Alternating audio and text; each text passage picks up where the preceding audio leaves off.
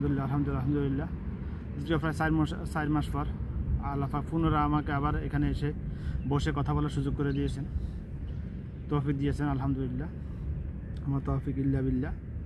আমি প্রথমে বলে রাখি, আজকে আমি যে কথাগুলো বলবো, মানুষের জীবনে একজন মানুষ যদি দুনিয়া এবং আখিরাতে শান্তি পেতে চায়, শুধুমাত্র অল্প কয়েকটা একটা কথা যদি মানুষ মানতে পারে, বুঝতে পারে, তাহলে তার জন্য যথেষ্ট ইনশাআল্লাহ। আমার তৌফিক ইল্লা বিল্লাহ। শুধুমাত্র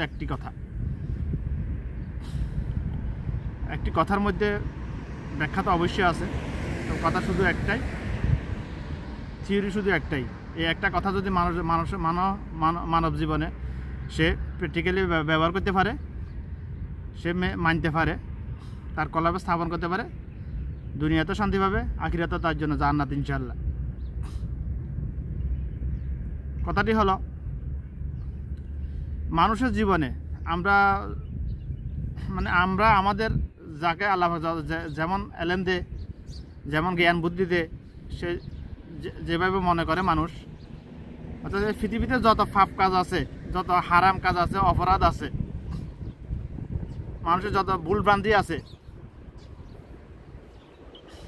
এগুলোর উপর অ্যানালাইসিস করে এ কোরআন, আমার কাছে এলেম যতটুকু আল্লাহ পাক এই পর্যন্ত এলেম দিয়েছেন, আল্লাহ পাক আমাকে যতটুকু হেকমা দিয়েছেন, 30 পারা কোরআন, 6236টা আয়াত, 114টা সূরা, 30 পারা, এই 30 পারা কোরআনের সারমর্ম আমি যেটা বুঝেছি, আমি এক কথায়, মানুষের জীবনে ভুল শুধু একটাই। মানুষ জীবনে যত ভুল করে, সকল ভুলের, শত শত হাজার হাজার ভুলের সমষ্টিগত ভুল শুধু একটাই, ভুল না করা। আমি আবার বলতেছি, মানুষের জীবনে ভুল শুধু একটাই, মানব জীবনে ভুল না করা, শয়তানের ন্যায়। তো কথাটা শুনলে অনেক ফেরকাবাজি করবেন, এটা আবার কেমন কথা, ভুল না করা, ভুল, অপরাধ, ভুলে শুধু একটা মানব জীবনে, ভুল না করা। কারো বুঝে আসবে না শুনলে, এই জন্য আমি শুরুতে বলে রাখি, আমার কথাগুলো শুরু থেকে শেষ পর্যন্ত শুনবেন ইনশাআল্লাহ। আমার তৌফিক ইল্লা বিল্লাহ। আল্লাহ সবাইকে কথাগুলো শোনার, বুঝার তৌফিক দান করো, আমিন। মানুষের জীবনে যত ভুল আছে, সমস্ত ভুলের সমষ্টিগত ভুলে শুধু একটা মানুষের জীবনে, ভাই, আর কোনো ভুলে নাই, ভুল শুধু একটাই, শয়তানের ন্যায়। কেমন ভুল, কি ভুল এটা? ভুল স্বীকার না করা, ভুল স্বীকার না করা। আল্লাহ রাসূল সাল্লাল্লাহু আলাইহি ওয়াসাল্লাম বলছে, আদম সন্তানই হলো পাপী, আদম সন্তানই হলো পাপী, অর্থাৎ আদম সন্তান পাপ করবেই, ভুল করবেই। আদম সন্তানের সৃষ্টি হয়েছে ভুল করার ফিতরতের উপর, ভুল করার উসিলায় আদম সন্তান দুনিয়াতে এসেছে। বাবা আদম মা হাওয়াকে দুনিয়াতে পাঠিয়েছেন আল্লাহ পাক ভুল করার উসিলায় ধরেই। আল্লাহ পাক চাইলে এমনি ফাটিয়ে দিতে পারত। বাবা আদমকে মাটি থেকে সৃষ্টি করেছে, আল্লাহ পাক চাইলে মাটিতে দুনিয়াতে থেকে নিয়েছে না, মাটি তো এই দুনিয়া থেকে নেওয়া হয়েছে। বাবা আদমকে সৃষ্টি, আল্লাহ পাক চাইলে দুনিয়াতে সৃষ্টি করতে পারতো, আবার জান্নাতে বানিয়ে রেখেছে, আবার দুনিয়াতে ফাটিয়েছে। এত কিছু করার কি দরকার ছিল? না, এগুলো আল্লাহ পাকের নিজাম, এগুলো আমাদের বুঝে আসবে না, আমাদের এগুলো বুঝে আসার প্রয়োজনও নাই। এগুলো বুঝে, এত কিছু বুঝতে গেলে পাগল হয়ে যাবে, রাস্তার পাগল হয়ে যাবে। মানুষের সৃষ্টি হয়েছে ভুল করা ফিতরতের উপর, ভুল করার উসুলে মানুষের সৃষ্টি হয়েছে, দুনিয়াতে এসেছে মানুষ। তো কিন্তু এটা আবার কেমন কথা, মানুষের ভুলে হলো ভুল না করা, শয়তানের ন্যায়। ভুল না করা, এই কথার অর্থ ব্যাখ্যা হলো ভুল স্বীকার না করা। মানুষ ভুল করবেই ভাই, মানুষের সৃষ্টি হয়েছে যেহেতু ভুল করা ফিতরতের উপর, ভুল তো মানুষ করবে। আল্লাহ পাক মানুষকে বানিয়েছে নেই, ভুল করবে, ভুলের স্বীকৃতি দিবে, মাফ চাইবে আল্লাহ পাক।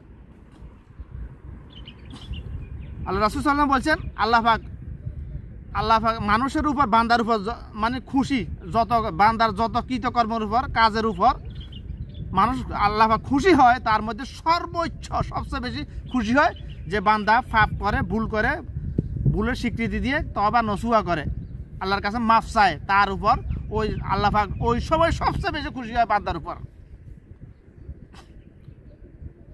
কিন্তু আফসোসের বিষয় আমরা তো ভুল স্বীকার করি না, আমরা তো ভুলে করি না ভাই, ভুলে করি না, এটার অর্থ হলো ভুল স্বীকার করি না। আমরা তো ভুলে করি না ভাই, মাফ চাবো কেন? আমরা যদি ভুল করে ভুল স্বীকার করি, আমরা তো ভুল পুনরায় আবার ওই ভুলটা করবো না। আমরা যদি দিল থেকে কলব থেকে মাফ চাই আল্লাহর কাছে, আমরা তো ওই ভুলটা আর করবো না। আমরা মাফও চাই কিন্তু আবার দোয়া করি মুখ থেকে, মুখ দিয়ে শুধুমাত্র, কলব থেকে নয়, কলব দিয়ে নয়। আমরা আল্লাহকে দরবারে মানে অনেক কিছু চাই, ভুল করে আবার মাফও চাই অনেকে, বেশিরভাগ মানুষ, তবে মুখ থেকে, মুখ দিয়ে শুধুমাত্র, কলব থেকে নয়। কারণ যে ভুলের স্বীকৃতি দেওয়া হবে কলবের মধ্যে, কলব থেকে, সে যে বাকি জীবনে ওই ভুল করবে না, আর তার পক্ষে সম্ভব নয়।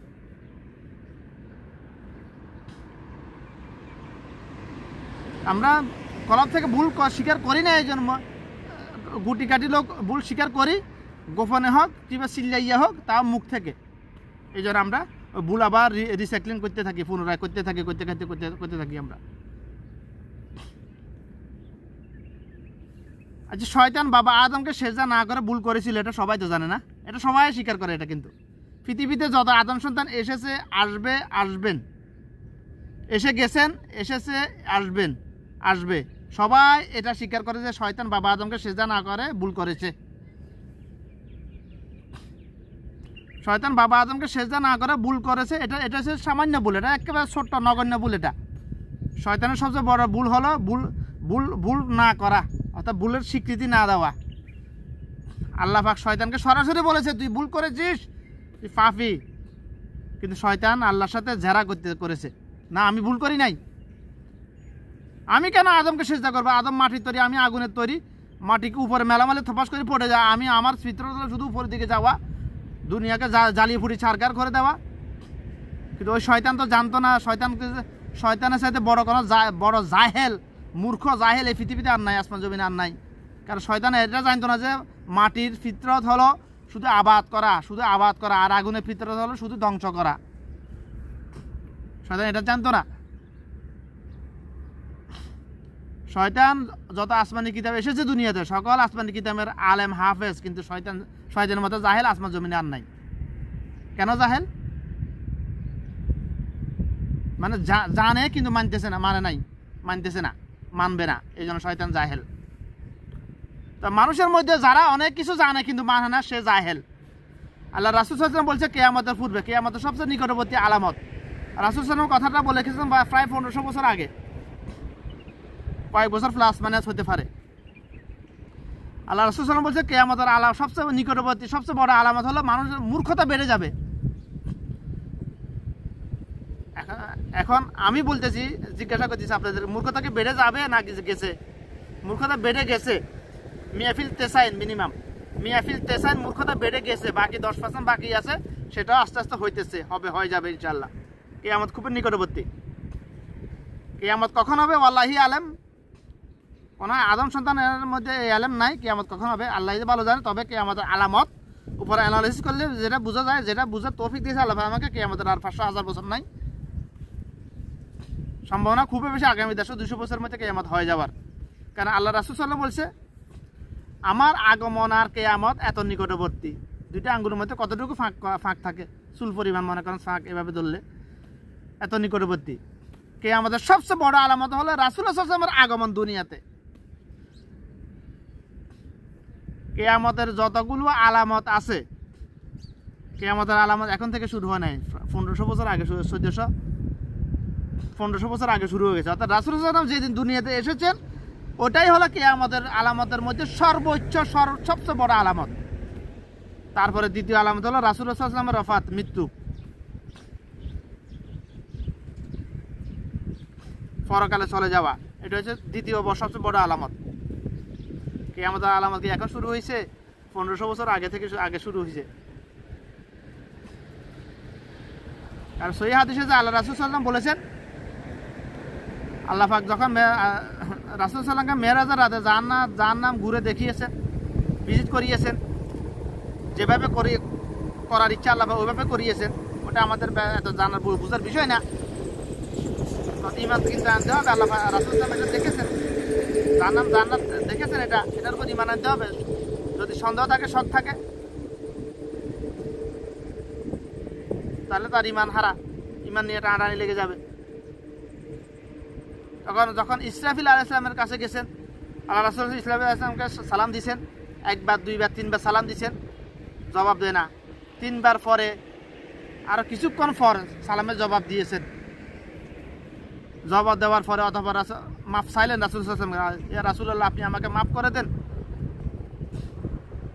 কারণ আমি আল্লাহর হুকুম ব্যতীত এই যে মুখে সিংহে নিয়ে বসে আছি, গরুর সিং আর কি মনে করেন, সিং দিয়ে ওই যে বেড়া যারা সিংহে দেন ওইরকম আর কি মনে করেন। এই সিংহে নিয়ে বসে আমি দাঁড়িয়ে আছি, আমি আল্লাহর হুকুম ব্যতীত তো আমি এই সিংহাটা মুখ থেকে নামাইতে পারতেছি না। আমি আল্লাহর হুকুমের অপেক্ষা করেছি, এই জন্য একটু লেট, আপনার সালামের জবাব দিতে আমার দেরি হয়েছে, মাফ করে দেবেন আমাকে, আমি আপনার কাছে মাফ চাই। অথবা ইসরাফিল আলাইহিস সালাম বলছেন, আমি সেই দিন মুখে সিংহে নিয়েছি যেদিন আপনি দুনিয়াতে এসেছেন। আমি সেই দিন মুখে সিংহে নিয়ে অপেক্ষা করতেছি ফুক দেওয়ার জন্য, যেদিন আপনি দুনিয়াতে এসেছেন সেই দিনে আমি সিংহে মুখে নিয়েছি আমি। এই হাদিসের পরিপ্রেক্ষিতে কিয়ামতের সবচেয়ে বড় আলামত, রকম ওয়াহিদ আলামত কি, আউয়াল ওয়াহিদ আলামত কি, রাসূল সাল্লাল্লাহু আলাইহি ওয়াসাল্লামের আগমন, দুনিয়াতে জন্ম।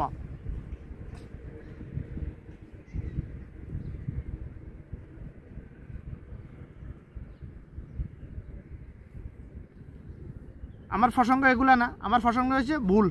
মানুষের জীবনে ভুলে হলো কি, একটা ভুল না করা। এটার অর্থ কি আমি আগে বলে দিচ্ছি, ভুলের স্বীকৃতি না দেওয়া, ভুল স্বীকার না করা।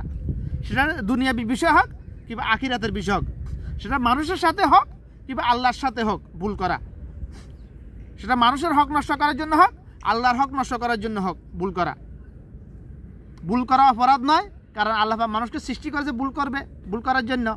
মানুষ ভুল করবে, হে আল্লাহ তুমি আমাকে মাফ করে দাও, আমি ভুল করেছি, আমি পাপ করেছি, আমি এই কাজ করেছি, এটা বলবে।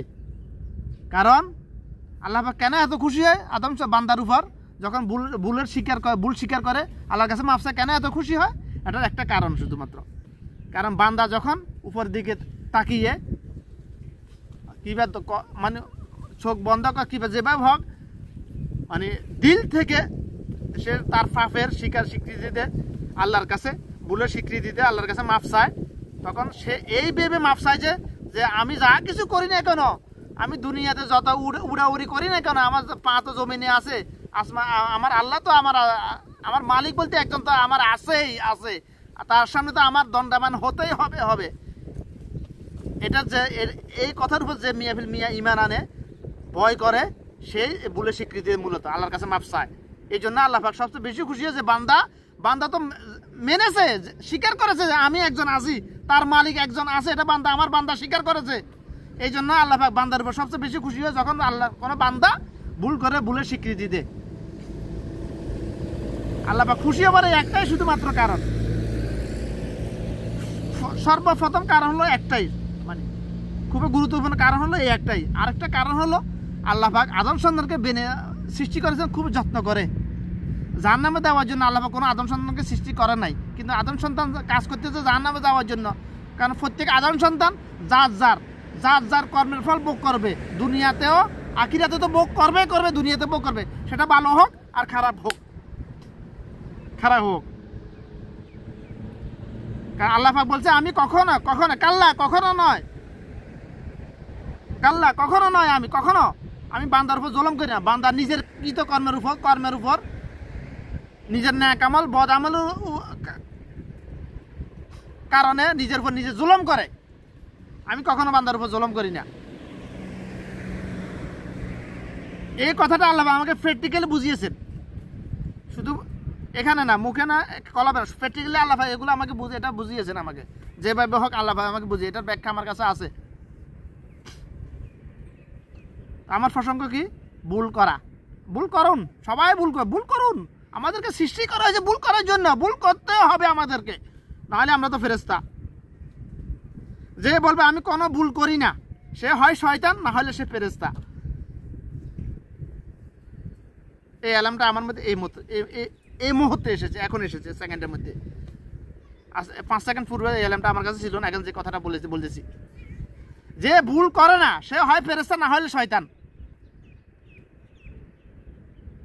আবার বলতেছি আমি, যে ভুল করে না, যে আদম সন্তান ভুল করে না, যে আদম সন্তান বলে আমার কোনো ভুল নাই, সে হয় ফেরেশতা না হয় শয়তান। ফতোয়া আপনারা দেন। আমি কি শয়তান হইতে পারবো নাকি ফেরেশতা হইতে পারবো? নাউজুবিল্লাহ, কোনোটা আমার পক্ষে সম্ভব নয়। কারণ ফেরেশতাদের চিন্তা ভাবনা করার ক্ষমতা আছে, কিন্তু তারা আল্লাহ পাকের আদেশ নিষেধ যার মিয়াফিল মিয়া মান্য করে। অর্থাৎ আল্লাহ পাক যদি ফেরেশতাদেরকে বলে দাঁড়িয়ে থাকো, ওরা দাঁড়িয়ে থাকবে, যতক্ষণ বলবে না এদিকে যাও, যাররা পরিমাণ নড়াচড়া করবে না তারা। আর আদম সন্তানকে আল্লাহ পাক সব স্বাধীনতা দিয়ে দিয়েছেন। আল্লাহ পাক আদেশ করেছেন, নিষেধ করেছেন, স্বাধীনতা দিয়েছেন। তুমি চাইলে আমার আদেশ মেনে জান্নাতে যাইতে পারো, তুমি চাইলে আমার আদেশ না মেনে, নিষেধ না মেনে জাহান্নামেও যেতে পারো। স্বাধীনতা দিয়ে দিয়েছেন আদম সন্তানের উপর। অর্থাৎ কোনো আদম সন্তান জান্নাতে যাবে না, যাবে কি জাহান্নামে যাবে, সেটা তার কৃতকর্মে তারা প্রকাশ পায়। মাঝখানে আমি কি বলেছি?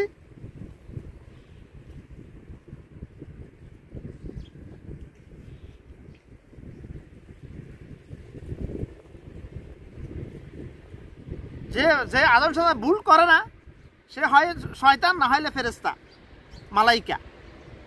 অর্থাৎ ভুল করার বলতে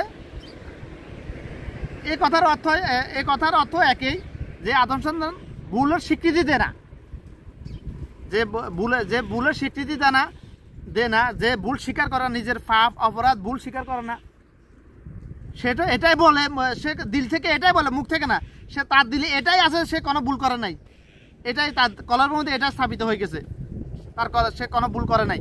অর্থাৎ সে হয় ফেরেশতা না হলে শয়তান মনে করে নিজেকে। এবার ফতোয়া আপনারা দেন, এবার নিজের ফতোয়া নিজে দেন না ভাই। আপনি কি ফেরেশতা নাকি শয়তান? আপনি কি নিজেকে ফেরেশতা মনে করেন নাকি শয়তান মনে করেন? যদি আপনি নিজেকে আদম সন্তান মনে করেন, তাহলে আপনাকে অবশ্যই ভুলের স্বীকৃতি দিতে হবে, মাফ চাইতে হবে, সেটা মানুষের সাথে হোক কিংবা আল্লাহর সাথে হোক। আপনি যদি কোনো মানুষের সাথে অপরাধ করেন, কোনো মানুষের হক নষ্ট করেন, আপনি যদি দুর্নীতি চাঁদাবাদী সিন্ডিকেট করেন, অভ্যন্তরীণ সিন্ডিকেট, হজ সিন্ডিকেট, আন্তর্জাতিক সিন্ডিকেট, যত সিন্ডিকেট করেন, আপনি যদি ভুল স্বীকার নাই করেন, তো আপনার তো মাফ চাবার প্রশ্নই আসে না, সুযোগে নাই। আর শয়তানের নেই, আপনি জাহান্নামী। কারণ শয়তান ভুল করে নাই, শয়তানের কোনো ভুল নাই। কেন ভুল নেই? আগে বলেছি, শয়তান ভুলের স্বীকৃতি দেয় নাই। শয়তান বাবা আদমকে সেজদা না করে ভুল করেছে, এটা পৃথিবীর সকল আদম সন্তান এটা স্বীকার করে। ইহুদি, নাসারা, খ্রিস্টান, বৌদ্ধ সবাই স্বীকার করে, এটা সবাই স্বীকার করে। আমি খ্রিস্টানদের সাথে কথা বলেছি, হিন্দুদের সাথে কথা বলেছি, প্র্যাকটিক্যালি আমি এগুলো নিয়ে অ্যানালাইসিস করেছি। আমি আল্লাহ বলতে একজন আছে, মালিক একজন আছে, এটা সকল ধর্মের লোক স্বীকার করে, এটা সকল ধর্মের। কিন্তু আল্লাহ ছাড়া, আল্লাহর সমতুল্য আর কেউ নাই, এটা স্বীকার করে না। শুধু ইহুদি, নাসারা, খ্রিস্টান, বৌদ্ধরা নয়, মুসলমানও এটা স্বীকার করতেছে না এখন বেশি। মুসলমান ঘরে জন্মে নেওয়া, মুসলমান নামদারি আদম সন্তানের বেশিরভাগ এখন এটা স্বীকার করতেছে না যে আল্লাহ ছাড়া কেউ নাই।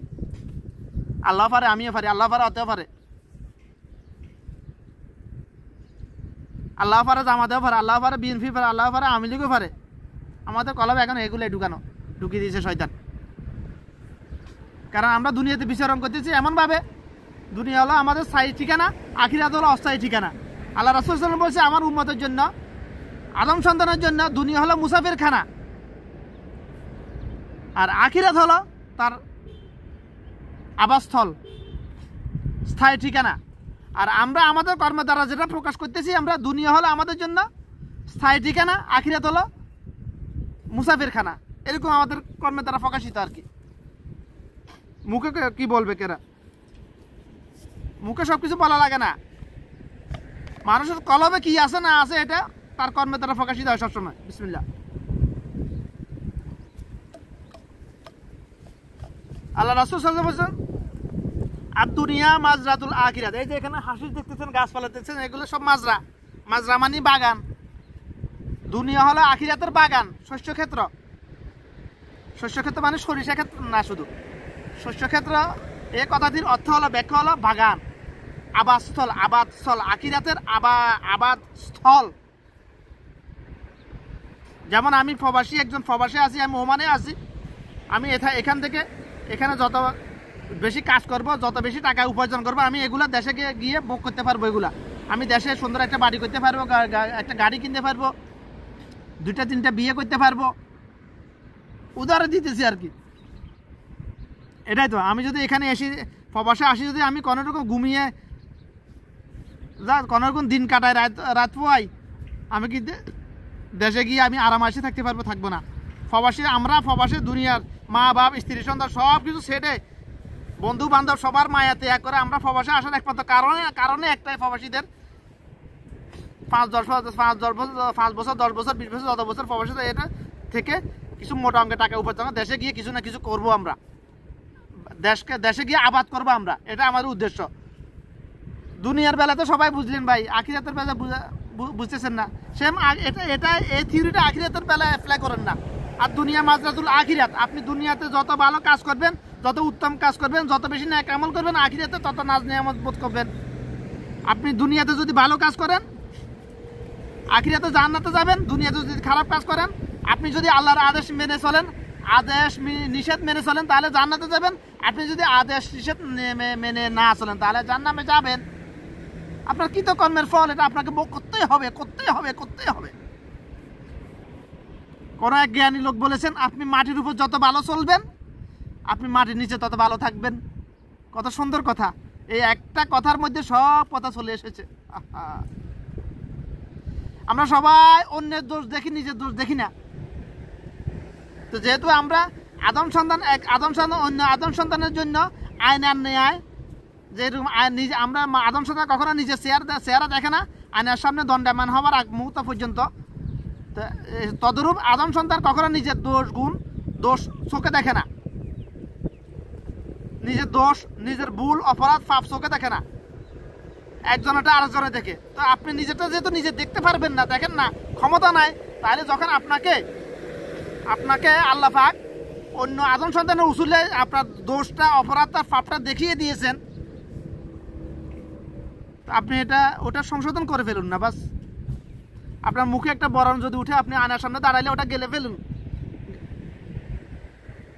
ওটা টিপ দিয়ে গেলে ফেলেন, বের করে ফেলেন, এটা করতে পারেন।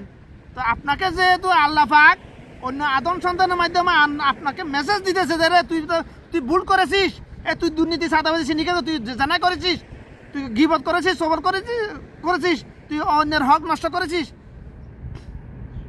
তুই আত্মীয়তার সম্পর্ক রক্ষা নষ্ট করেছিস। যখন আপনাকে অন্য কোনো আদম সন্তান বলতেছে, এটা আপনার জন্য আল্লাহ পাকের পক্ষ থেকে মেসেজ। কারণ আর পৃথিবীতে আর নবী রাসূল আসবে না, কারণ রাসূল সাল্লাল্লাহু আলাইহি ওয়াসাল্লাম খাতামুন নবুওয়াত, আর নবী রাসূল তো আসবে না। তো নবী রাসূলের যেহেতু আসবে না, নবী রাসূলের কাজটা কারা করবে? উম্মতে মুহাম্মাদি করবে। উম্মতে মুহাম্মাদিকে থেকে করাবে। আপনার কোনো নিকটবর্তী লোক, আপনার কোনো পরিচিত অপরিচিত লোক যদি আপনার কোনো ভুল দেখিয়ে দেয়,